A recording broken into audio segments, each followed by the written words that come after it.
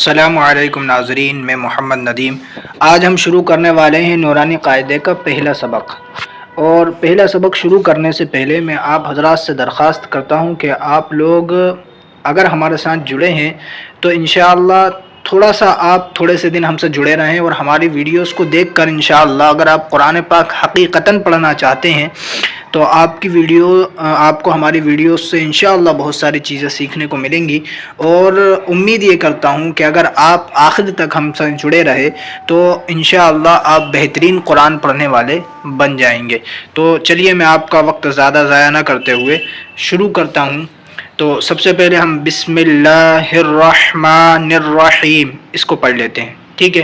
اوپر لکھا ہوا تختی نمبر 1 مفردات۔ مفردات کا مطلب ہوتا ہے وہ چیزیں جو الگ الگ ہوں۔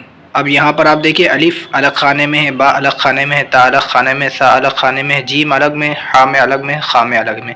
یہ چونکہ الگ الگ خانوں میں ہیں، الگ الگ اپنے گھر کے اندر ہیں، اس وجہ سے ان کو مفردات کہا جاتا ہے۔ فرد مطلب الگ الگ ہیں یہ، ٹھیک ہے۔ تو بسم اللہ کے بعد یہاں پر ایک دعا لکھی ہے، اس دعا کو پڑھ لیں انشاءاللہ، بڑی آسانی ہوتی ہے پھر پڑھنے میں۔ رب یسر ولا تعسر وتمم بالخیر وبک نستعین یا فتاح رب زدنی علما، آمین۔ تو ہم شروع کرتے ہیں الف سے، ٹھیک ہے۔ اب اس سے پہلے ہم یہ سمجھ لیں کہ یہ جو الف سے لے کر یہاں تک یا یہ آخر تک، یہ ٹوٹل 29 حرف ہیں، 2 اور 9 29 حرف۔ ان 29 حرفوں کا تلفظ صحیح کرنا سب سے پہلے ہمارے لیے، آپ کے لیے ضروری ہے۔ اگر ہم اس کے تلفظ کو صحیح نہیں کریں گے تو پھر ہم آگے جتنی بھی جگہ پر ان حرفوں کو پڑھیں گے قرآن پاک کے اندر، وہاں پر ہم غلط پڑھتے چلے جائیں گے، کیونکہ ہمارا تلفظ صحیح نہیں ہوا ہے۔ جیسے کہ میں آپ کو بتاتا ہوں، ہا، یہ ہا ہے، ٹھیک ہے۔ اب اس کو ہم نے اگر صحیح سے ادا نہیں کیا، اس کا تلفظ ہے صحیح ہا، ہا، ہم اس کو ہا نہیں نکالتے ہوئے اگر ہم نے اس کو ہا پڑھ لیا تو اب جتنی بھی جگہ ہم قرآن پاک کے اندر، لاکھوں جگہ ہا جہاں جہاں ہوگا وہاں پر ہم ہا پڑھتے چلے جائیں گے، اور ہا کا پڑھنا گویا کہ ہم غلط پڑھ رہے ہیں اس کو، ٹھیک ہے۔ تو اس لیے ان حروف کا تلفظ کرنا صحیح ہے اور ضروری ہے۔ اور ایک چیز اور میں آپ کو بتاؤں، اگر آپ نے ایک جگہ یعنی یہیں نورانی قاعدے کے شروع میں آپ نے یہیں پر اگر ہا کو تلفظ کو درست کر لیا تو باقی جتنی بھی جگہیں آئیں گے قرآن پاک میں، ہزاروں لاکھوں جگہ، آپ ہر جگہ ہا کے تلفظ کو صحیح کریں گے۔ یہاں صحیح کر لیا تو ہر جگہ صحیح ہو جائے گا، اور یہیں غلط رہ گیا تو پھر ہر جگہ غلط ہوتا چلا جائے گا۔ چلیے شروع کرتے ہیں۔ الف، اس کا تلفظ ہے الف، الف بھی نہیں ہے، الف بھی نہیں ہے۔ اسی طریقے سے اور جتنی بھی چیزیں پڑھی جائیں گی الف کے علاوہ وہ ساری کے سارے غلط ہیں۔ الف یہ تلفظ صحیح ہے، ٹھیک ہے۔ با تھوڑا سا کھینچ کر، ٹھیک ہے۔ اس کے بعد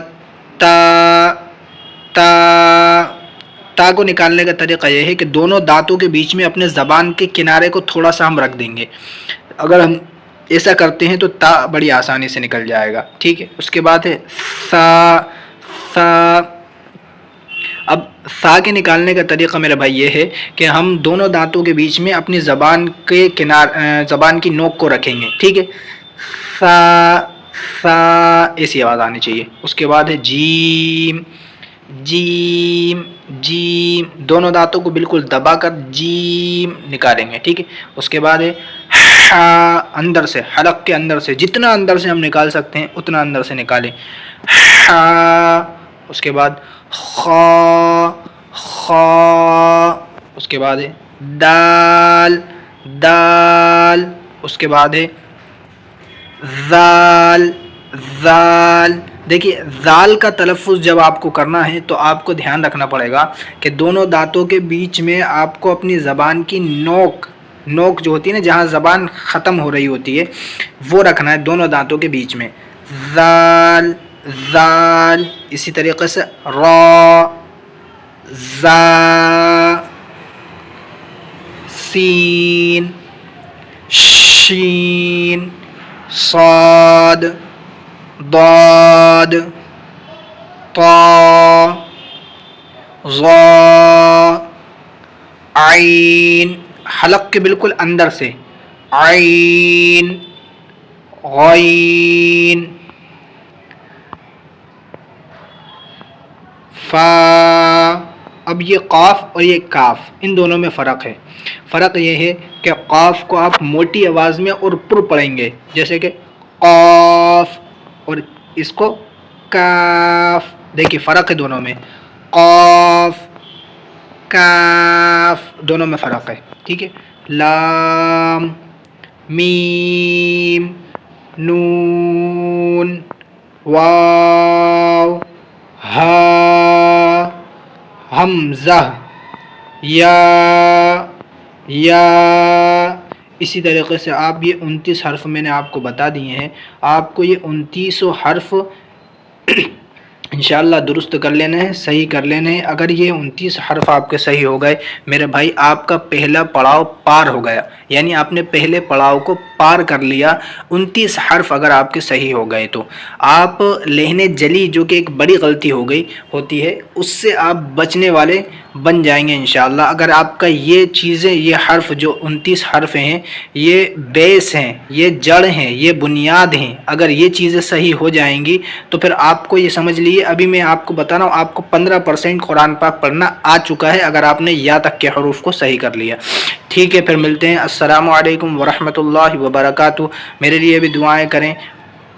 اللہ رب العزت ہم سب کو سیکھنے کو قبول فرمائے اور اس کو ہمارے لیے ثواب جاریہ فرمائے. السلام علیکم ورحمۃ اللہ وبرکاتہ.